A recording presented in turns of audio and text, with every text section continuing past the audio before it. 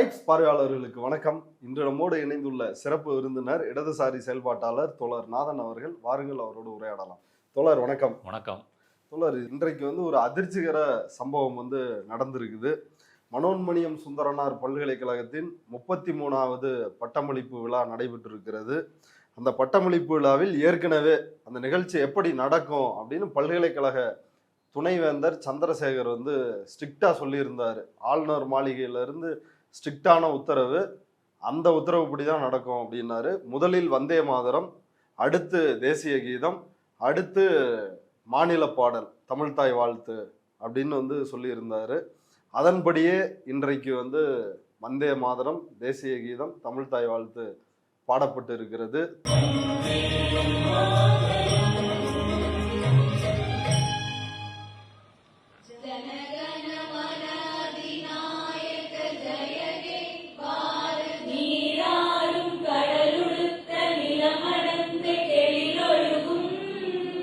தமிழ்நாட்டில் தமிழுக்கு 3வது இடம் அப்படின்ற ஒரு நிலைமை இன்றைக்கு அது அரங்கேறியே இருக்குது.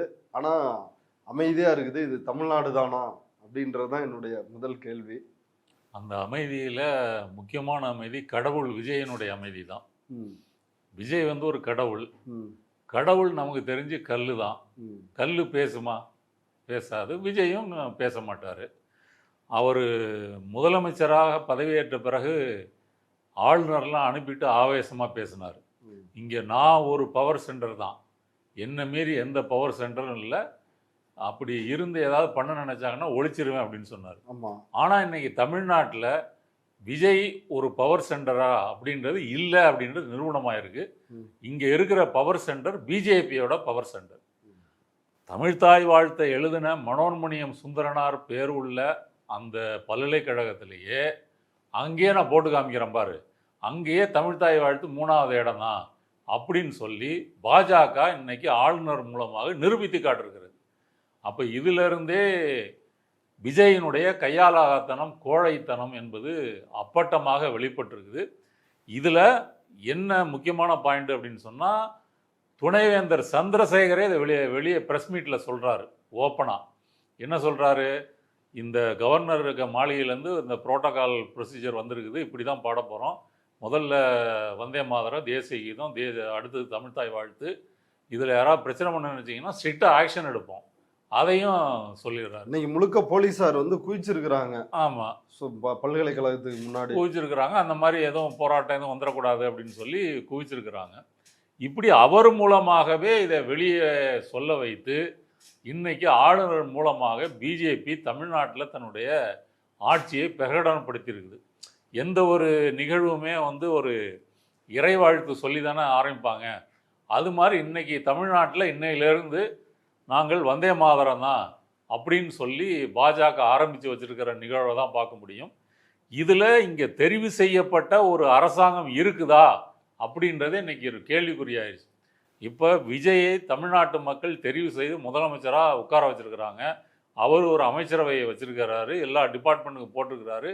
அவர் பேசுகிற இடங்கள்லாம் பயங்கர கெத்தாக பேசுகிறாரு. இப்படி இருக்கும்போது நீங்கள் ஒரு தெரிவு செய்யப்பட்ட அரசு இருக்கும் பொழுதே அதற்கு ஒரு மாற்றாக ஒரு பல்கலைக்கழகத்தில் இப்படி ஒரு நிகழ்வை நடத்த முடியுமா? எப்படி நடத்த முடியும்? ஒவ்வொரு பல்கலைக்கழகமும் தமிழ்நாட்டில் அதற்கென்று தனி சட்டம் இருக்குது. அது மதுரை காமராஜர் பல்கலைக்கழகமாக இருக்கட்டும், பாரதிதாசனாக இருக்கட்டும், அதே போல் மனோன்மணியம் சுந்தரனார் பல்கலைக்கழக சட்டம் இருக்கிறது. அந்த சட்டம் மாநில பல்கலைக்கழகங்கள், மாநில பல்கலைக்கழகங்கள் தான், எதுவும் மத்திய பல்கலைக்கழகங்கள் கிடையாது. ரெண்டாவது, அந்த பல்கலைக்கழகங்களுக்கு ஊதியம், பராமரிப்பு, அதை நடத்துவது, ஆட்சி செய்வது எல்லாமே மாநில அரசு தான். மாநில அரசனுடைய பணம், மாநில அரசுடைய நிர்வாகம்.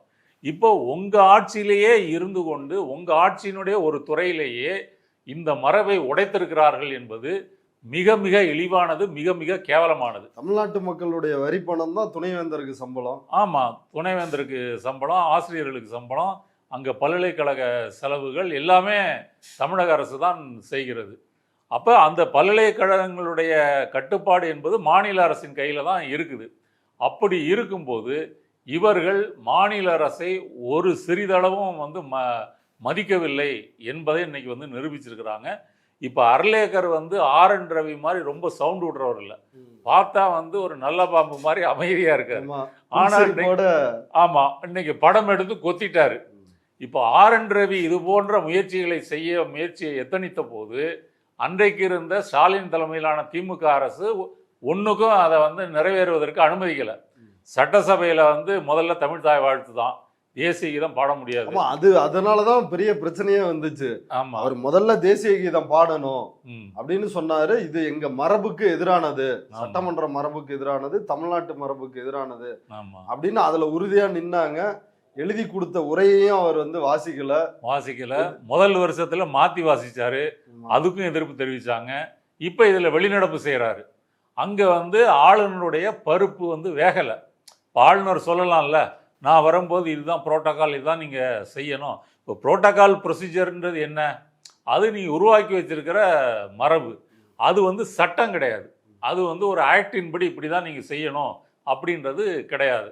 இது ஆர்.என். ரவிக்கு தெரியும். ஒழுங்கா மரியாதையாக அவர் வெளிநடப்பு செஞ்சுட்டு போயிட்டார். ஆனால் அர்லேக்கரை பொறுத்த வரைக்கும் விஜய் பதவியேற்கும் போதே இது நிலைநாட்டிட்டார்.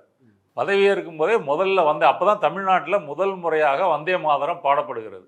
வந்தே மாதரம், தேசிய கீதம், ஜனகணமனை பாடிட்டு தமிழ் தாய் வாழ்த்து பாடுறாங்க. முடியும் போதும் அதே போல் வந்தே மாதரம் பாடிட்டு தேசிய கீதத்தை பாடிட்டு முடிச்சிடுறாங்க. அவர் கிளம்பிடுறாரு. கிளம்புன பிறகு தான் இவர் வந்து பேசுகிறாரு. இப்போ தாவேகா விஜய் தரப்பில் என்ன சொன்னாங்க? நாங்கள் பேசி பார்த்துட்டோம், இது வந்து ஒன்றிய அரசுல வந்து அந்த பேப்பரையே கிழிச்சிட்டேன்னாரு ராஜ்மோகன். பேப்பரே கிழிச்சிட்டேன், என்னால தாங்கவே முடியல, இனி ஒரு கால் இப்படி நடக்கவே நடக்காது அப்படின்னு ஆதவ அர்ஜுனா எல்லாரும் பேசினாங்க. ஆனா சட்டமன்றத்தில் அப்படி நடக்கல.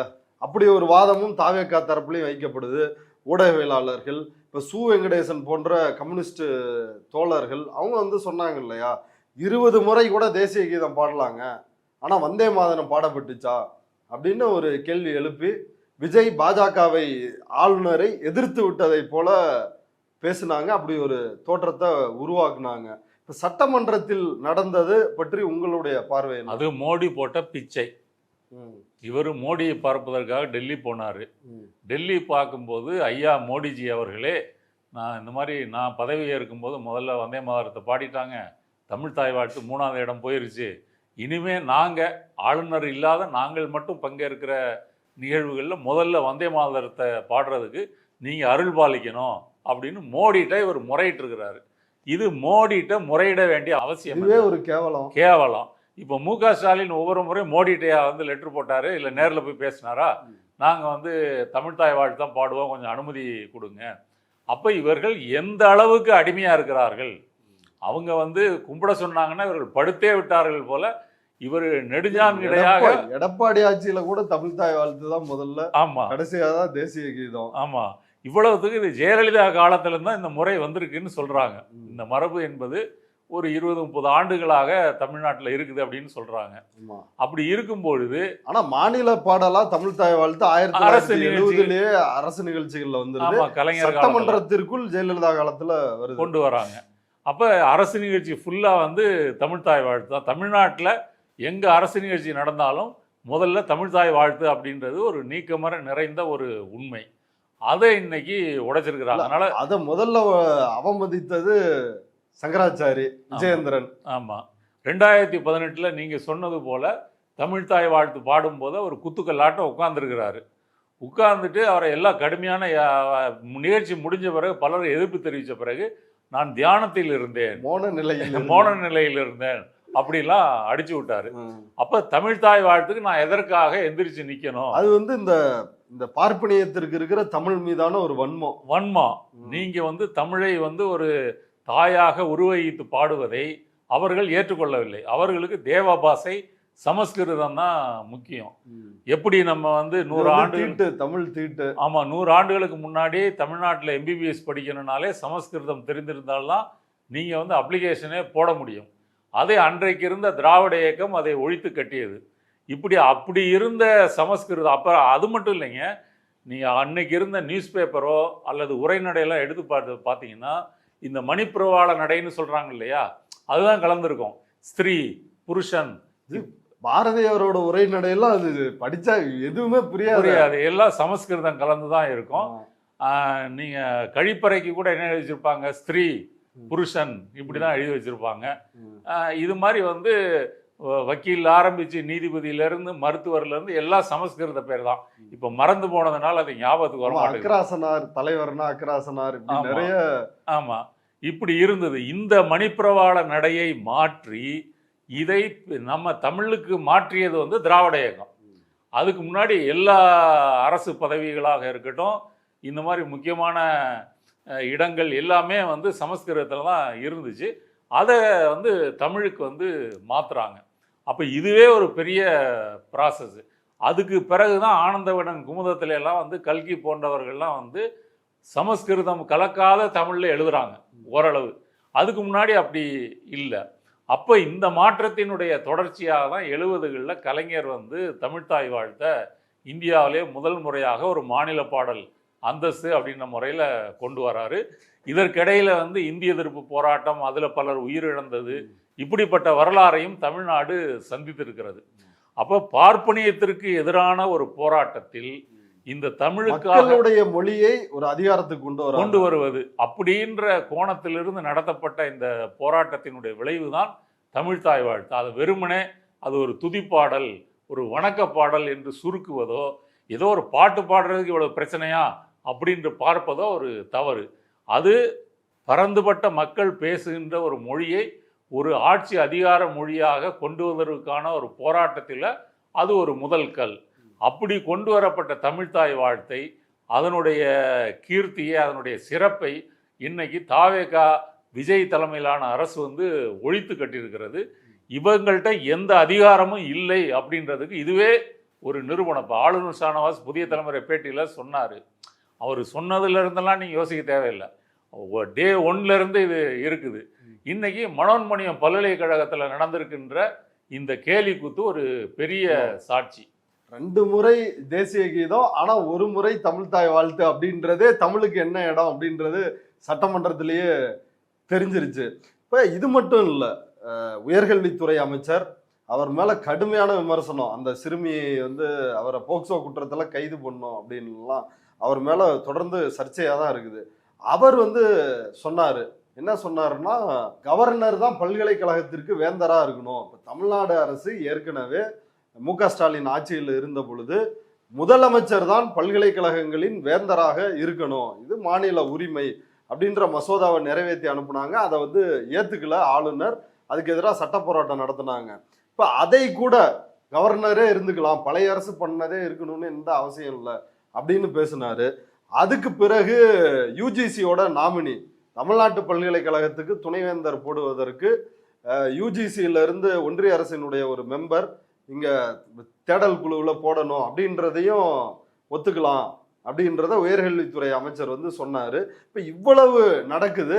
ஆனா விஜய் வந்து ஒரு பாஜக எதிர்ப்பாளர், ஒரு பாசிச எதிர்ப்பாளர் அப்படின்னு அவங்க கட்சிக்காரங்க சொல்றதுல ஆச்சரியம் இல்லை. இப்ப கூட்டணி கட்சிக்காரங்களும் அப்படியே தானே பேசுறாங்க. இப்ப சிபிஎம்மோட மாதர் சங்கத்தினர் இவங்கெல்லாம் போராட்டம் நடத்தியிருக்கிறாங்க நேத்து. ஆனா இப்படி போராட்டம் நடத்தினாலும் ஆனா விஜய் பற்றி இவங்களுடைய மதிப்பீடு ஏன் என்ன இப்படியே இருக்கு? இல்லை, இப்போ இவங்களே அப்படி மாறிட்டாங்கல்ல. இப்போ நீங்கள் விஸ்வநாதன் பற்றி சொன்னீங்க, யூஜிசி மெம்பரை வந்து தேடுதல் குழுவில் நியமிக்கணும், அப்புறம் ஆளுநரே இருந்துட்டு போட்டுமே வேந்தரா, அதில் என்ன பிரச்சனை? அப்போது காங்கிரஸ் 5 எம்எல்ஏக்கள் விஜய் எதுக்கு ஆதரிச்சாங்க? பிஜேபி ஆட்சி வந்துடக்கூடாதுன்னு. இப்போ பிஜேபி ஆட்சி வரணும்னு துடிக்கிறதே அதே காங்கிரஸ் தான். அதனால் விஜய் மட்டுமல்ல, காங்கிரஸ் கட்சியும் அப்படி இருக்குது அப்படின்றது தான் நீங்கள் சொன்ன அந்த உதாரணம். விஜயை பொறுத்தவரை அவர் முதல்ல சொல்லிட்டாரு, நாங்கள் தேவையில்லாமல் ஒன்றிய அரசோட எந்த பிரச்சனையும் வச்சுக்க மாட்டோம், எதுக்கு எடுத்தாலும் எதிர்க்க மாட்டோம். அதே போல் ஆளுநரோட ஒரு சுமூகமான உறவைத்தான் வந்து கையாளுவோம் அப்படின்னு சொல்லியிருக்காரு. அப்போ இதற்கு முன்னாடி இருந்த திமுக அரசு, ஸ்டாலின் அரசு ஆளுநரோட தேவையற்ற ஒரு முரண்பாட்டை கொண்டிருந்ததா, இல்லை ஒன்றிய அரசை தேவையில்லாமல் எதிர்த்துதா அப்படின்னு பார்த்தா எதுவும் இல்லையே. இப்போ நீங்கள் சொன்னது போல் தமிழ்நாட்டினுடைய பல்கலைக்கழகங்களுக்கு வேந்தராக முதலமைச்சர் இருக்கணும் இப்படின்னு சொல்லி பல தீர்மானங்கள், சட்டங்களை நிறைவேற்றுகிறார்கள். அதை ஆளுநருக்கு அனுப்பி வைக்கும்போது அவர் கிடப்பில் போடுகிறார். கிடப்பில் போட்டுட்டு ஒரு மாணவர்கள்ட்ட பேசும்போது என்ன சொல்கிறாரு, கிடப்பில் போட்டுட்டாலே இது டெட்டு தான், அவ்வளோதான், ரிஜெக்ட் பண்ண முடிஞ்சு போச்சு, அதுக்கு உயிர் இல்லை அப்படின்னு சொன்னார். அப்போ இதற்கெல்லாம் சேர்ந்து தான் ஸ்டாலின் அரசு உச்சநீதிமன்றத்தில் வழக்கு தொடுத்து அந்த வழக்கை தொடர்ந்து சீரியஸாக நடத்தி அந்த தீர்ப்பு என்ன சொன்னாங்க, இது சட்டவிரோதம், இது ஆளுநர் தெரிவு செய்யப்பட்ட அரசினுடைய பரிந்துரையை ஏற்றுத்தான் செயல்படணுமே தவிர அவர் தன்னிச்சையாக செயல்பட முடியாதுன்னு அந்த எல்லா மசோதாக்களையும் நிறைவேற்றிட்டாங்க. ஒன்று.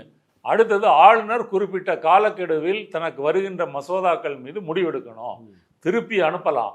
திருப்பி அனுப்புறத அவங்க அமைச்சரவை மீண்டும் அனுப்பினால் அதை ஏற்றுக்கொண்டு தான் ஆகணும். இதுக்கு டைம் ஃப்ரேம் பண்ணிட்டாங்க. அதுக்கு பிறகு குடியரசுத் தலைவர் திரௌபதி முர்மு மூலமாக கேள்வி கேட்டது, அந்த விளக்கம் அது தனி. நம்மளுடைய பாயிண்ட் என்னன்னா, இப்படி ஆளுநருடைய இந்த அத்துமீறிய செயலை உச்சநீதிமன்றம் போய் ஒரு கடிவாளம் போட்டது திமுக அரசு. இன்னைக்கு கேஸே இல்லாமல் ஆளுநர் இந்த வந்தே மாதரத்தை முதல்ல பாடி தமிழ்தாய் வாழ்த்தை பின்னாடி பாடி அவருடைய ஆட்சியை நிலைநாட்டி விட்டார் அப்படின்னே சொல்லலாம். திமுக அரசு காலத்தில் ஆளுநர் என்ன செய்வார்னா, ஊட்டியில் துணைவேந்தர்கள் மாநாடு நடத்துவார். அதுவே ஒரு அத்துமீறல். ஏன் அத்துமீறல்னா, இங்கே மாநில அரசு பல்கலைக்கழகங்களை கட்டுப்படுத்துகிறது, நிர்வாகம் செய்யும்போது நீங்கள் அவர்களை தனியாக நடத்த வேண்டிய அவசியம் என்ன? அதை ஒரு வீம்புக்கு அப்படி தான் பண்ணுவேன் அப்படின்ற முறையில் செய்கிறாரு. முதல் வருஷம் விட்டாங்க. அப்புறம் அடுத்த வருஷம் என்ன பண்ணாங்க, ஊட்டிக்கு கிளம்பி வந்த துணைவேந்தர்கள் பாதியிலேயே காரை யூட்டர்ன் அடித்து திரும்பி போயிட்டாங்க அப்படின்னு ஊடகங்களில் செய்தி வந்துச்சு. இது எப்படி நடந்திருக்க முடியும்? அவங்களா திரும்பி போனாங்களா? அப்போ தமிழக அரசு ஸ்டாலின் அரசின் மூலமாக ஒரு தகவல் போயிருக்குது, நீங்களாம் கலந்துக்க கூடாதுன்னு சொல்லி. அதில் பெரும்பாலான துணைவேந்தர்கள் திரும்பி போனார்கள். அப்படி திரும்பி போனதில் இந்த மனோன்மணியம் சந்திரசேகர் இருக்காரு, அவரும் ஒருத்தர். இந்த துணைவேந்தர் அன்னைக்கு ஆக்ஷன் எடுப்போம்னு சொன்னவர் அன்னைக்கு திரும்பி அங்க இருந்து ஆக்ஷன் எடுப்போம்னு ரிட்டர்ன் போயிட்டாரு.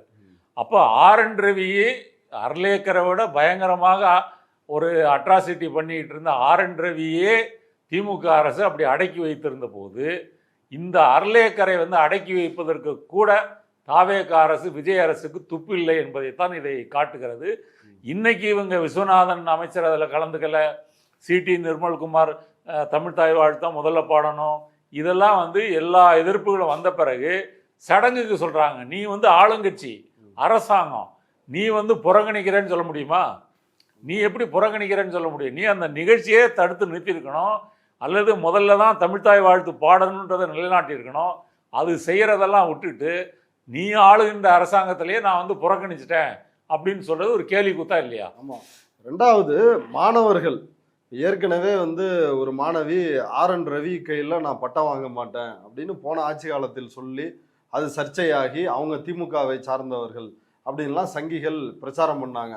அது போன்று எந்த நிகழ்வு நடந்தாலும் அவர்கள் மீதும் மாணவர்கள் மீதும் நடவடிக்கை எடுப்போம் அப்படின்ற எச்சரிக்கையும் கொடுத்தாரு சந்திரசேகர். ஆனால் இதில் திமுக ஒரு எந்த பெரிய அளவில் எந்த ஒரு அறிக்கையை மட்டும் வெளியிட்டுட்டாங்களே ஒழிய, உதயநிதி ஸ்டாலினோ முன்னாள் முதல்வரோ திமுக தலைவரோ ஒரு பெரிய அளவில் எந்த ரியாக்ஷனும் இல்லை. திமுக ஒன்றும் செய்யலையே. இதில் திமுக கண்டிப்பாக இது ஒரு பெரிய போராட்டமாக எடுத்து செஞ்சுருக்கணும். அப்படி செய்யாதது பெரிய தவறு. ஏன் அப்படின்னு சொன்னால், இது ஒரு பாட்டு பாடுற பிரச்சனை இல்லை. இது நேரடியாக பிஜேபியினுடைய ஒரு ப்ராக்சி கவர்மெண்டாக விஜய் அவர்கள் மாற்றிவிட்டார்கள் என்பதற்கான உதாரணம் தான் இது. இது ஏற்கனவே விஜய் பதவியேற்கும் போது இப்படி தான் நடந்துச்சு அப்படி சொல்ல முடியாது. அப்புறம் ஆய்வுக்கெல்லாம் போனார். ஆய்வுக்கு போனார். லோக் பவனுக்கு மக்கள் குறை இருந்தால் அனுப்புங்கன்னு சொல்லியிருக்காரு.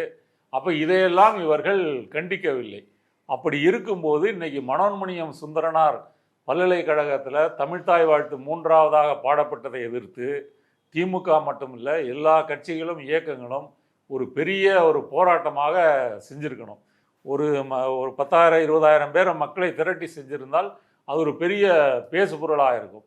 திமுகவை பொறுத்த வரைக்கும் விஜய் திமுக எம்எல்ஏக்களை கைது செய்கிறது, அவங்களை எதிர்த்து கேஸ் போடுறது அப்படின்றதுல அவங்க கவனமாக இருக்கிறாங்க.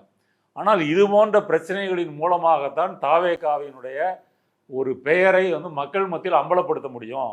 இவர் பேசின வீர தீரம் அந்த உதாறு எல்லாமே பொய். இப்போ ஜனநாயகன் படம் வந்திருக்கு, அதில் என்னமா ஒரு மாஸ் ஹீரோவா ஒரு சீன் போடுறாரு. சட்டமன்றத்தில் இந்த ஆக்ஷன் வேற அங்கே வச்சிருக்காங்க. அதெல்லாம் பண்ணாரு.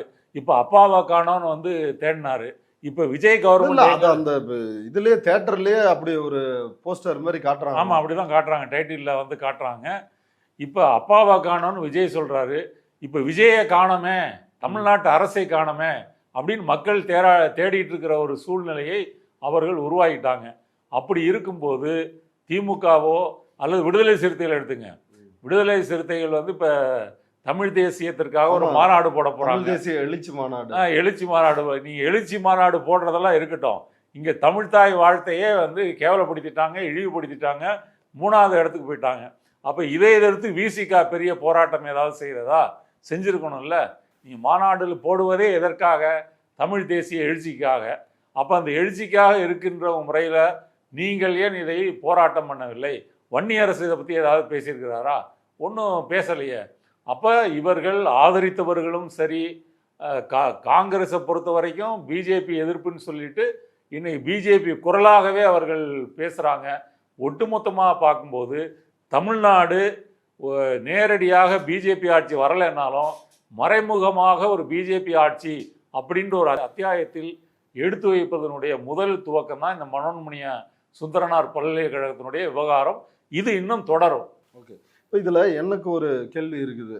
இப்போ வந்தே மாதரம், தேசிய கீதம், அதுக்கு பிறகு மாநில பாடல், தமிழ்தாய் வாழ்த்து, இப்படி 1 2 3ன்னு ஒரு ஆர்டர் கொடுத்துருக்குறாங்க. இப்போ வந்தே மாதரம் வந்து ஆளுநர் நிகழ்ச்சியில் அது ஒரு நடைமுறை அப்படின்னு வந்து தாவேக ஆட்சிக்கு வந்த உடனே அப்படி ஆக்கிட்டாங்கன்னு வைங்களேன். இப்போ அதுலேயும் ஏன் தமிழ்தாய் வாழ்த்து முதல்ல இருந்திருக்கலாம்ல? ஏன் அப்படி ஒரு முதல்ல தமிழ்தாய் வாழ்த்து இடம்பெறல? அதுக்கு என்ன காரணம்? ஏன் வந்தே மாதரம் முதல்ல? ஏன் காரணம்னா, இந்த இந்துத்துவ மைய நீரோட்டத்தில் சேராமல், அன்று நீங்கள் வரலாற்றுக்கு பிந்தைய காலம் தொட்டு தமிழ்நாடு சேராமல் இருப்பதற்கு காரணம் வந்து இந்த பார்ப்பனிய எதிர்ப்பு போராட்டத்தில் முக்கியமாக இருக்கிறது தமிழ். அப்போ அந்த தமிழ் உணர்வை எப்படியாவது அழித்து விட்டால் நாம் சொல்லுகின்ற அந்த இந்துத்துவ உணர்வை அல்லது ஆட்சியை கொண்டு வர முடியும் அப்படின்னு அவங்க வந்து கருதுகிறாங்க. இப்போ நீங்கள் மும்மொழி கொள்கையை ஏன் ஏற்றுக்க மாட்டேன்றீங்க? அதுக்கு வந்து தமிழ் தான் காரணம். சிபிஎஸ்சி பள்ளியை வந்து ஏன் எதிர்க்கிறீங்க? அதுக்கும் தமிழ் தான் காரணம். நீங்கள் சமஸ்கிருதத்துக்கு 24,000 பேர் பேசுகின்ற சமஸ்கிருதத்துக்காக 6,000 சமஸ்கிருத ஆசிரியர்களை ஒன்றிய அரசு இந்த பிஎம்ஸ்ரீ பள்ளிகளுக்காக நியமிச்சிருக்குது. தமிழ் ஆசிரியர்கள் 12 பேர் தான் நியமிச்சிருக்காங்க. அப்ப இந்த அறிவிப்புல வந்திருக்கு, நியமிச்சாங்களா இல்லையா அப்படி ஒரு அறிவிப்பு வந்து அப்படி ஒருத்தர் கூட இல்ல. அது நேர்ல போய் அந்த ஸ்கூல்ல செக் பண்ணாதான் தெரியும். அப்ப இந்த இவ்வளவு இருக்கும் பொழுது இந்த தமிழ் உணர்வு, அதுல இருந்து தான் திராவிடம், அதுல இருந்து தான் பெரியாரு, அதுல இருந்து தான் பார்ப்பனிய எதிர்ப்பு, அதுல இருந்து தான் இந்துத்துவ எதிர்ப்பு, அதுல இருந்து தான் சாதி எதிர்ப்பு, அதுல இருந்து தான் வரலாற்று ரீதியாக தமிழகம் இந்த பார்ப்பனியத்துக்கு எதிராக நிற்குது. இது எல்லாம் வந்து பிணைக்கப்பட்டிருக்குது. அப்போ இந்த பிணைப்பை வந்து அறுக்க வேண்டும் என்று சொன்னால் அவர்கள் முதல்ல இந்த உணர்வை வந்து குறைக்கணும். இப்போ அந்த மனோன்மணிய சுந்தரனார் பல்கலைக்கழகத்திலேயே 700 மாணவர்கள் ஆளுநர் கையினால் வாங்க போகிறாங்களாம். முதல்ல பல்கலைக்கழக நிர்வாகம் என்ன சொல்லியிருக்குது? தங்கப்பதக்கம், கோல்டு மெடல் வாங்கினவர்களுக்கு மட்டும்தான் ஆளுநர் கொடுப்பாரு அப்படின்னு சொன்னால் மாணவர்கள்லாம் எதிர்த்தாங்களாம். அவங்க ஏன் கோல்டு மெடல் மட்டும் கொடுக்க போகிறாங்கன்னா, மற்ற மாணவர்கள் ஏதோ ஆளுநர் கையால் வாங்காமல் நான் வந்து துணைவேந்தர்கள் வாங்கிட்டேன்னு சொல்லிடுவாங்களோ அப்படின்னு பயந்துக்கிட்டு சொன்னாங்க. ஆனால் மாணவர்கள் அதை பற்றிலாம் எதிர்ப்பு தெரிவிக்கலை. தமிழ்தாய் வாழ்த்து பாடுறது அதை பற்றி எதிர்ப்பு தெரிவிக்கலை. மாறாக ஆளுநர் கையால் எங்களுக்கு வாங்கணும் அப்படின்றது மட்டும்தான் எதிர்ப்பு தெரிவித்தாங்களாம். அப்போ இதுலேருந்து என்ன தெரியுது? அந்த பல்கலைக்கழகத்தில் படிக்கின்ற மாணவர்களுக்கே, அந்த விருது வாங்கிய மாணவர்களுக்கே விருது தான் முக்கியமாக இருக்குதே தவிர அந்த உணர்வு என்பது பின்னாடி போயிடுச்சு. அப்போ இதை கொஞ்சம் கொஞ்சமாக மாணவர்கள் மத்தியில் இதை கொண்டு வந்து விட்டால் இந்த ஜென்சியோ அல்லது இந்த இளந்தலைமுறையை இந்த மாதிரி தமிழ் உணர்வு இல்லாத, இந்துத்துவ எதிர்ப்பு உணர்வு இல்லாத, பார்ப்பனிய எதிர்ப்புணர்வு இல்லாத மக்களாக மாற்றிவிடலாம் அப்படின்னு நினைக்கிறாங்க. இது எப்படி இருக்குதுன்னா, டெல்லியில் இருக்கிற வடக்கன்ஸ் நம்ம கிண்டல் பண்ணிக்கிட்டு இருந்த அந்த மாணவர்கள் இன்னைக்கு அரசியல் உணர்வு பெற்று வராங்க. எப்படி 2014 வாட்ஸ்அப்பு பொய் செய்திகளை வைத்து மோடி பிஜேபி அரசு ஜெயிச்சுதோ, இன்னைக்கு வந்து இன்ஸ்டாகிராம் தலைமுறையினர் வந்து ஒரு விழிப்புணர்வு பெற்று அதை தோக்கடிச்சிருக்கிறாங்க. அவங்க அரசியல் உணர்வு பெற்றுக்கிட்டு இருக்கிறாங்க. பிஜேபி அரசினுடைய அந்த மக்களை பிரித்து வைக்கின்ற அரசியல் எல்லாம் அவங்க கொஞ்சம் கொஞ்சமாக புரிஞ்சிக்கிட்டு இருக்காங்க. அவர்கள் அரசியல் உணர்வு பெறும் காலத்திலே இங்கே தமிழக மாணவர்கள் அந்த உணர்வை இழந்து கொண்டிருக்கிறார்கள் என்பது மிகவும் வருத்தத்திற்குரியது. இப்போ நீங்கள் திமுக போராட்டம் நடத்தலை, விசிக போராட்டம் நடத்தலை, கம்யூனிஸ்டுகள் சில 50 பேர்களை வைத்து போராட்டம் நடத்தியிருக்கிறாங்க. மற்றபடி மாநிலமே ஒரு நடுநடுங்க வைக்கக்கூடிய அளவுக்கு இங்கே போராட்டம் நடக்கலைன்றது அந்த வீழ்ச்சியை காட்டுகிறது. இந்த வீழ்ச்சிக்கு முதல் குற்றவாளி விஜய். விஜய் வந்த பிறகு நம்ம பேசிக்கிட்டு இருந்த இத்தனை அரசியலையும் நீர்த்து போக செய்து கல்ட்டு போல அவரை பற்றி பேசுவது, அப்போலிட்டிக்கலாக ஊழல் எதிர்ப்பு இப்படின்னு பேசுவது, அது எங்கே போய் முடிஞ்சிருக்குன்னா பாஜகவோட சுமூக ஆட்சி, ஆளுநரோட சுமூக உறவு அப்படின்றது இன்னைக்கு தமிழ்தாய் வாழ்த்தை காவு கொடுக்கின்ற நிலைமைக்கு தள்ளிவிட்டுருக்கு. ஓகே, இதில் இன்னொரு கேள்வி என்னன்னா, இன்றைக்கு நாடாளுமன்றத்தில் மக்களவையில் மசோதா தாக்கல் செய்யப்பட்டிருக்கிறது. அதாவது வந்தே மாதரம் தேசிய பாடலை அவமதித்தால் கடுமையான தண்டனைகள் விதிக்கின்ற மசோதாவை இன்னைக்கு தாக்கல் செஞ்சிருக்கிறாங்க. இப்போ இந்த வந்தே மாதரம் அப்படின்றது பொதுவாகவே அதை ஏற்றுக்கொள்ள முடியாது அப்படின்ற ஒரு எதிர்ப்பு தமிழ்நாட்டில் மிக கடுமையாக இருக்குது. ஜனநாயக சக்திகள், ஒரு ஆல் இண்டியா லெவல்லையும் ஜனநாயக சக்திகள் அதை விமர்சிக்கிறாங்க அந்த பாடலை. இப்போ அந்த பாடலில் என்ன பிரச்சனை? அது என்ன ஒரு இந்துத்துவா பாடலா? கண்டிப்பாக அது இந்துத்துவா பாடல் தான். ஒரு நாட்டினுடைய தேசிய கீதம் என்பது ஒரு செக்யூலர் சாங்காக இருக்கணும். நீங்கள் இப்போ தமிழ்நாட்டில் எதிர்ப்பு தெரிவிக்கிறாங்க, மற்றவங்க எதிர்ப்பு தெரிவிக்கிறாங்கிறத தாண்டி சிறுபான்மை மக்கள், முஸ்லீம்கள் சுதந்திர போராட்ட காலத்திலேயே எதிர்ப்பு தெரிவிச்சிருக்காங்க. ஏன்னா அது என்ன சொல்கிறது, ஒரு வந்தே மாதரம் தாயை ஒரு துர்க்கையாக, சரஸ்வதியாக, காளியாக, இப்படி இந்து கடவுள்களாக அந்த பாடல்கள் வருகிறது. இதை அவர்கள் எப்படி பாட முடியும்? அதுவும் இந்த ஆனந்த மடம்னு பங்கிம் சந்திரர் எழுதுற நாவல், அது சொல்றேன், அந்த வரலாறு சொல்றேன். இது அந்த அவங்க அந்த எதிர்ப்பு தெரிவிச்சாங்க. நீங்க மற்ற வரலாறுலாம் விட்டுருங்க, இந்த கிரவுண்ட் எடுத்துக்கிட்டீங்கனாலே இது ஒரு செக்யூலர் சாங் கிடையாது. ஓகே, நீங்க உங்க தாய்நாட்டை நீங்க இந்து பெண் கடவுளர்களாக பாவித்து நீங்கள் பாடுவதை மாற்று மதத்தை சேர்ந்தவர்கள், புத்த மதமோ சமண மதமோ முஸ்லீமோ கிறிஸ்தவர்களோ அரசியலமைப்பு சட்டமே ஏத்துக்காது. அதான் சொல்றேன், செக்யூலர் சாங்கு கிடையாது. அப்படி இருக்கும்போது இதை அவமதிப்பவர்களை நாங்கள் இந்த மாதிரி கைது செய்வோம் அல்லது நடவடிக்கை எடுப்போம்னு சொல்வது சிறுபான்மை மக்களை அச்சுறுத்துவது. இப்போ பெரும்பான்மை மக்களுக்கு இதில் பிரச்சனை இல்லை, இந்துவாக இருக்கிறவங்களுக்கு என்னமோ பாட்டு போறான்னு விட்டுருவாங்க, நம்மை போன்றவர்கள் எதிர்ப்பு தெரிவிக்கிறோம். ஆனால் ஒரு முஸ்லீமோ கிறிஸ்தவர்களோ அல்லது மற்ற மதத்தை சேர்ந்தவர்களோ எப்படி பாட முடியும்? அப்போ அவர்கள் மீதான தாக்குதல் தான் இது.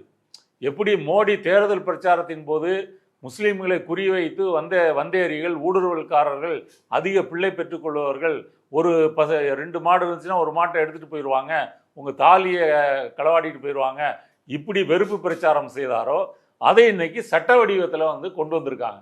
அடுத்து வந்தே மாதரம் உண்மையிலேயே இந்தியாவை, பாரத மாதாவை உருவகித்து எழுதப்பட்டதா? கிடையாது. அது வங்க மாதாவை வைத்து எழுதப்பட்டது. இந்த பங்கிம் சந்திரர் சட்டர்ஜின்றவர் ஆனந்த மடம்னு ஒரு நாவல் எழுதுறாரு. ஆனந்த மடம் நாவலில் என்ன கதைக்களம்னு சொன்னால், முஸ்லீம் மன்னர்களை எதிர்த்து இந்து சாமியார்கள் போராட்டம் பண்ணுறாங்க. அப்போ இந்து சாமியார்கள் போராட்டம் பண்ணும்போது அந்த முஸ்லீம் மன்னர்களுக்கு எதிராக இவர்கள் பாடிய அந்த வங்க மாதாவை புகழ்ந்து பாடிய பாடல் தான் இந்த வந்தே மாதரம். அன்னைக்கு வங்காளத்தை பொறுத்த வரைக்கும் முஸ்லீம் மன்னர்கள் ஆண்டுகிட்டு இருக்கிறாங்க. விவசாய தொழிலாளிகள் இருக்காங்கள், அவங்க இந்துக்கள். அவங்க முஸ்லீம் மன்னர்கள்ட்ட இருந்து விடுதலை பெறணும் அல்லது அவங்களுடைய வரி வசூலிக்கிறாங்க, அந்த வரி வசூல் எங்களுக்கு பாதகமாக இருக்குது அப்படின்னு சொல்லி அவங்க இந்த மாதிரி ஒரு களம் இருக்கும்போது இந்த களத்தை அவர் இந்து முஸ்லீம் பிரச்சனையாக மாத்துறாரு. யாரு? பங்கிம் சந்திர சட்டர்ஜி அப்படி மாத்துறாரு. அதே காலத்தில் நீ மகாராஷ்டிரா எடுத்து பார்த்தீங்க அப்படின்னு சொன்னால், பேஷ்வாக்கள் இங்கே ஆட்சியில் இருக்கிறாங்க. பேஷ்வாக்கள் யாரை ஒடுக்குகிறார்கள்? பிற்படுத்தப்பட்ட தாழ்த்தப்பட்ட மக்களை ஒடுக்குகிறார்கள். அப்போ அவங்க பிரிட்டிஷ் ஆர்மியில் சேர்ந்துக்கிட்டு பேஷ்வாக்களோட சண்டை போட்டு தங்களுடைய அந்த வரலாற்று ரீதியான அந்த எதிர்ப்பை பதிவு செய்கிறாங்க. அங்கே இந்துலேயே ஒடுக்கப்பட்ட மக்கள் அப்படின்ற முறையில் பிரியுது. அப்போ பேஷ்வாக்கள் பார்ப்பனர்கள், பார்ப்பன ராஜாக்கள், இந்துக்கள்னு இவங்க சொல்ற பிற்படுத்தப்பட்ட ஒடுக்கப்பட்ட தாழ்த்தப்பட்ட மக்கள்.